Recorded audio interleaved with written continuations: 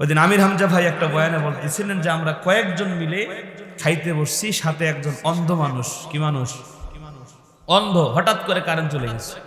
এখন আমরা তো চিল্লাচিল্লি শুরু করছি, তাড়াতাড়ি আলো জ্বালান, মোমবাতি জ্বালান, টর্চ লাইট জ্বালান, যার কাছে যাচ্ছে মোবাইলের।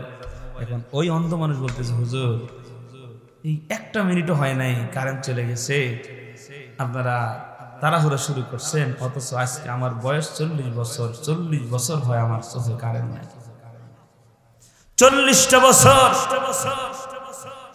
আমি আমার নিজের কন্যা সন্তানের চেহারাটা পর্যন্ত দেখতে পারি নাই।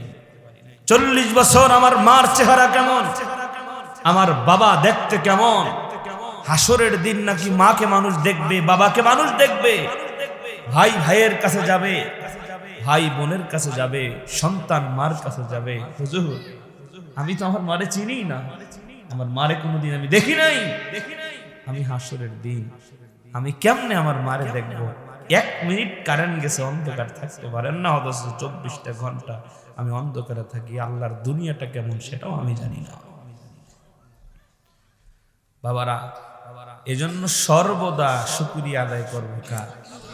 যদি শুধুমাত্র আল্লাহ বলে পানির হিসাবটা দে, কিসের হিসাব? পানির হিসাব দে। এই যে এত পানি, গোসল করছস, খাইছস, কি করছস, এই পানির হিসাব দে। আল্লাহর এই একটা নিয়ামত পানির হিসাব আমরা দিতে পারবো? এত পানির কি 1 গ্লাস পানিতে দিতে পারবো? বুখারীর মধ্যে একটা ঘটনা আসছে, সবাই জানেন, যে আবেদকে আল্লাহ বলবেন, যা তোর আমি দয়া করে জান্নাত দিলাম। এবার সে বলবে, আল্লাহ আমি তো ইবাদত করছি 500 বছর। কত বছর? বুখারীর মধ্যে ঘটনা আসছে, 500 বছর ইবাদত করছে, আল্লাহ ইবাদতের বিনিময়ে জান্নাত যাব। আল্লাহ বলছেন, ওরে জাহান্নামে নিয়ে যা। এবার ওরে জাহান্নামের দিকে নিয়ে যাচ্ছে। কাছাকাছি যখন গেছে, জাহান্নামের আগুনের যে তাপ, এই তাপে কলিজা শুকায় গেছে, পানি পিপাসা লাগছে। এমন সময় একজন ফেরেশতা 1 গ্লাস পানি নিয়ে তার সামনে দিয়ে যায়। এখন বলছে, ভাই ভাই আমার পানি দেন, আমার খুব পিপাসা লাগছে। এখন বলতেছে, মিয়া এখানে তো ফ্রি ফ্রি পানি দেওয়া হয় না, বিনিময় দেওয়া হয়। কি বিনিময়? ভাই আমার কাছে তো টাকা পয়সা নেই, কি দিব? যে তোমার জীবনের নেক আমলের যেই সওয়াব আছে, সওয়াবগুলো দিলে এরপরে পানি খাইতে পারবে।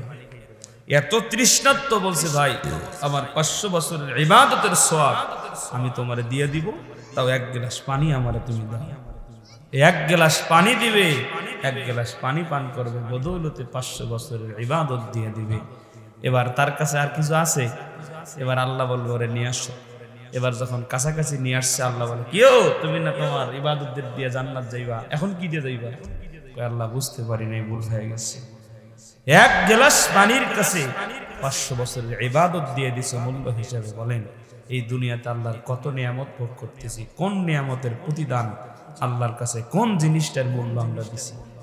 এই যে আল্লাহ তাআলার অক্সিজেন গুলো নিতেছি, বাতাস, আল্লাহ আমাদের কত কিছু নিয়ামত দিছেন। এই জন্যই তো সূরা রহমানের মধ্যে বারবার আল্লাহ বলে, ফাবি আইয়ি আলাই রাব্বিকুমা তু, বান্দা আমার কোন কোন নিয়ামতকে তুই অস্বীকার করবি? কোন এমন নিয়ামত আছে যেটা অস্বীকার করবি? বান্দা যদি তার বডিটার দিকে তাকাইতো, এই বডিটার দিকে, এই শুকরিয়া আদায় করে শেষ করা যাইতো। যার 2টা চক্ষু নাই তার কাছে জিজ্ঞাসা করে,